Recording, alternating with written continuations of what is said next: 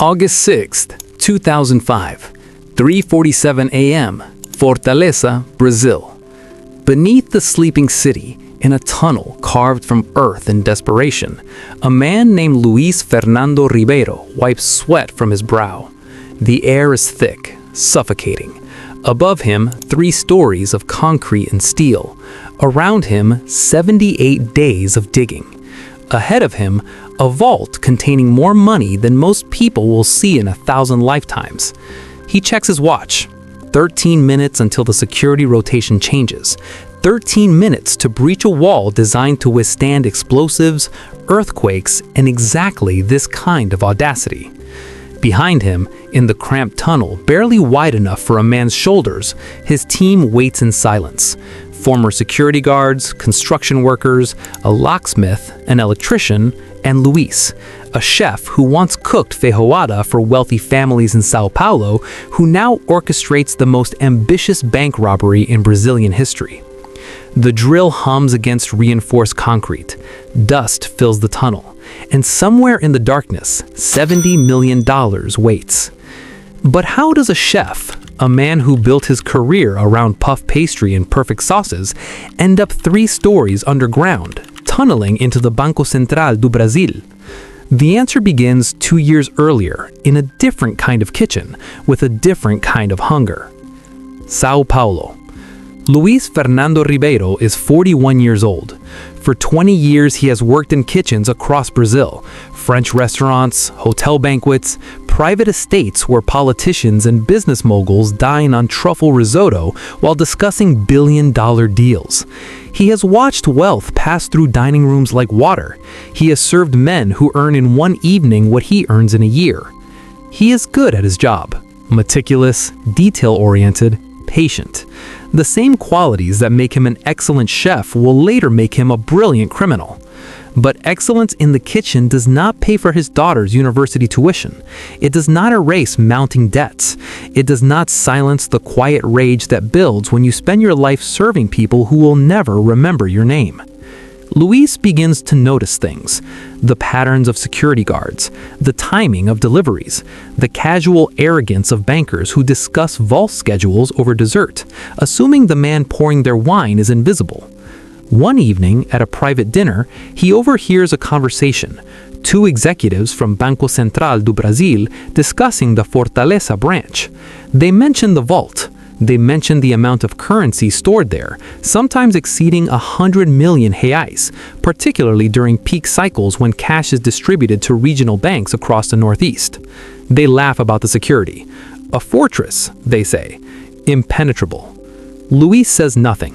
He clears their plates, he refills their glasses, but something shifts inside him. Impenetrable. He has worked in kitchens long enough to know that nothing is impenetrable. Every system has a weakness. Every recipe can be reverse engineered. Every lock has a key or a tunnel around it. Within weeks, Luis leaves Sao Paulo. He tells his family he has found better work in Fortaleza, a city in Brazil's northeast, where the sun bleaches everything white and poverty runs deeper than the ocean. He rents a small house near the city center. He begins to study. Not recipes, not menus, but blueprints, sewer systems, underground infrastructure, building codes. He spends months walking the streets around Banco Central. He counts steps, he photographs buildings, he measures distances with nothing but his eyes and a practiced sense of spatial reasoning honed from years of designing kitchen layouts. The bank sits on a busy street corner. 3 stories, heavy security, cameras everywhere, guards at every entrance. It is, as the executive said, a fortress. But fortresses are built above ground. Luis begins to study the businesses surrounding the bank: a clothing store, a pharmacy, an electronics shop, and 3 blocks away, a shuttered commercial space, formerly a landscaping company, now abandoned, with a for rent sign fading in the window. He measures the distance, 220 meters, the length of 2 city blocks, through soil, clay, and the occasional water pipe. Impossible, most would say, But Luis has spent 20 years doing things people said were impossible. Soufflés that never fell, sauces that never broke, timing 6 courses for a table of 12 with military precision. He can dig a tunnel. He begins to assemble a team. Not criminals, not yet, just men he knows. Men with skills, men with debts, men who, like him, have watched wealth accumulate in the hands of people who never earned it. There is Joao, a former construction worker who knows how to shore up tunnels. Miguel, an electrician who can tap into power lines without triggering alarms. Carlos, a locksmith who has opened every type of safe manufactured in the last 30 years. And Rafael, a former security guard at a different bank, who understands protocols, rotations, and the predictable patterns of men who believe their routines make them safe. Luis does not tell them the plan all at once. He reveals it piece by piece, like a tasting menu. Each course builds on the last. Each detail reinforces the whole. He rents the abandoned landscaping building. He registers a fake company, Grama Sintética, a synthetic grass installation business, a front, a cover story, a reason for trucks to arrive, for supplies to be delivered, for men to enter and exit at all hours. The neighbors barely notice. This is Fortaleza. Businesses come and go. People mind their own affairs. Inside the building, Luis and his team begin to dig. The tunnel is 65 centimeters wide, just enough for a man to crawl through. They dig at night, using hand tools at first, shovels, picks, hammers, to avoid detection. The noise is minimal. The progress is slow. 78 days. They work in shifts, 4 hours on, 4 hours off. The heat is unbearable. The air runs thin the deeper they go. They install ventilation shafts. They reinforce the walls with wooden beams stolen from construction sites. They remove soil 1 bucket at a time, disposing of it in rented trucks under cover of darkness. Luis oversees everything. He calculates angles. He checks measurements. He becomes obsessed with precision in a way that mirrors his years in the kitchen. A tunnel, like a sauce, cannot afford mistakes. One miscalculation and the whole thing collapses. They encounter obstacles, a water pipe that needs to be rerouted, bedrock that requires a jackhammer, which they muffle with blankets, a rat infestation that forces them to pause for 3 days while they fumble the tunnel with makeshift poison. But they do not stop. 220 meters, beneath streets, beneath homes, beneath the feet of people who have no idea that inches below them, 6 men are crawling towards $70 million. August 6th, 2005, 1:15 a.m. They reach the wall of the vault. Luis places his hand against the concrete. He can feel it, faint but there. The hum of the air conditioning system inside. They are close, so close. The final barrier is reinforced steel and concrete, 30 centimeters thick. They cannot use explosives. The noise would alert the entire city. Instead, they use a hydraulic drill, operated in short bursts to minimize sound. The building above is closed for the weekend. Security patrols are predictable. They have a 12-hour window. They drill. They wait. They drill again. At 3:47 a.m., the drill punctures through. A small hole, no larger than a fist, but enough. Luis peers through. He can see the vault. Rows of metal shelves, stacks of currency in plastic rack bundles. More money than he has ever seen. More money than he ever imagined. He does not celebrate. Not yet. They widen the hole, working in silence.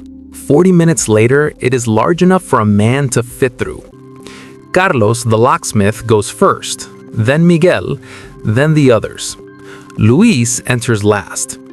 The vault is cold, sterile, silent except for the hum of climate control. The money is organized by denomination. 50 real notes, 100 real notes, all of it accounted for, cataloged, waiting for Monday morning when armored trucks will distribute it across the region. But Monday is 50 hours away. They work methodically. They fill duffel bags. They pass them through the tunnel. They do not speak. They do not rush. This is not a smash and grab. This is a heist built on patience, precision, and the certainty that no one is coming.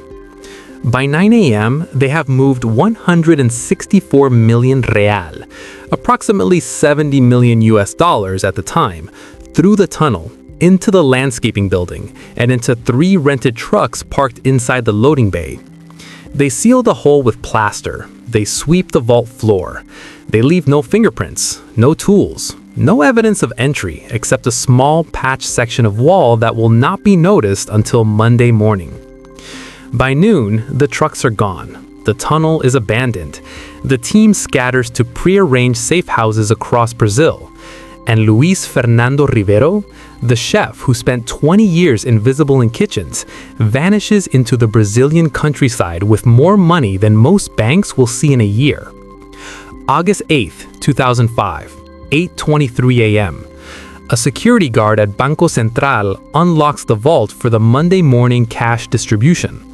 He enters. He notices nothing unusual at first. The money is stacked, the lights are on, everything appears normal. But something is wrong. The shelves, usually overflowing with bundled currency, are nearly empty. He freezes. He calls his supervisor. The supervisor calls the bank manager. The manager calls the federal police. Within an hour, investigators are inside the vault. They find the patched hole. They find the tunnel entrance. They follow it 220 meters back to the landscaping building, now empty except for shovels, buckets, and the faint smell of sweat and desperation. The media descends. Brazil's biggest heist, the tunnel robbery. Headlines scream across every newspaper in the country. Politicians demand answers. The federal police launched the largest manhunt in Brazilian history. But the thieves are gone. The money is gone. And for weeks, there are no leads. The problem with stealing $70 million is that it is impossible to spend quietly. Luís knows this. He has planned for this. The money is divided among the team, each member receiving approximately 10 million real. They are instructed to wait, to lay low, to avoid sudden purchases, expensive cars, or anything that might attract attention.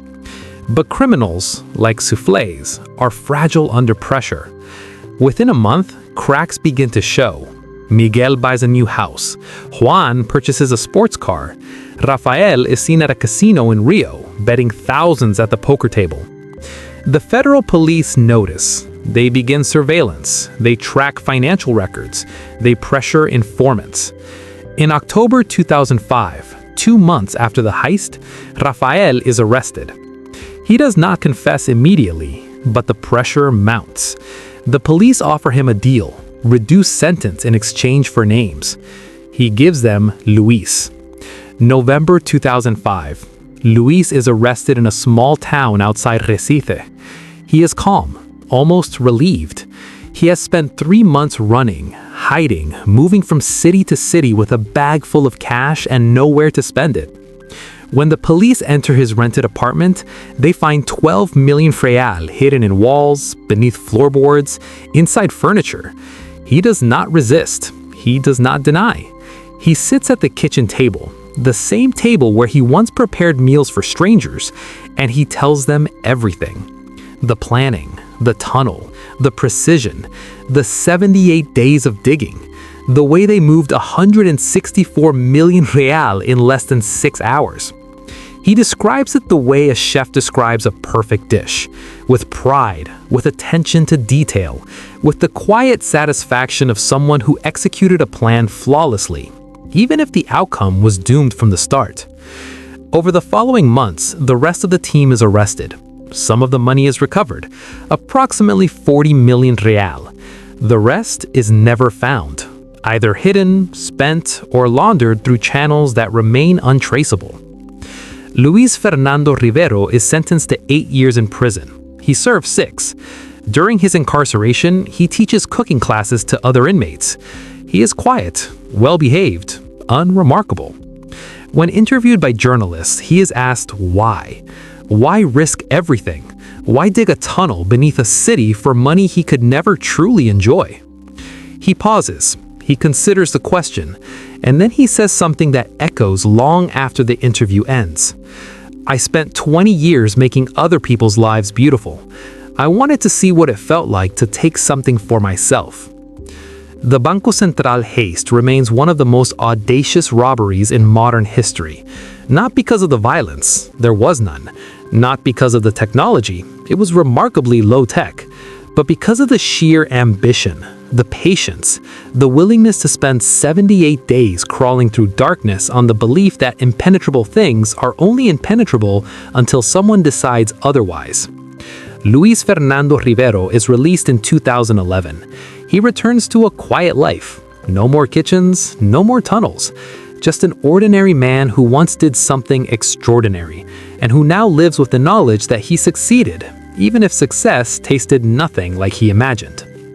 The Banco Central tunnel still exists, sealed now, beneath the streets of Fortaleza, a monument to ambition, to precision, to the thin line between genius and madness. And somewhere, buried in walls or soil or forgotten safe deposit boxes, $30 million remains missing, waiting, like a recipe never finished, like a dish never served, like a dream that got so close to perfect, it could almost taste real.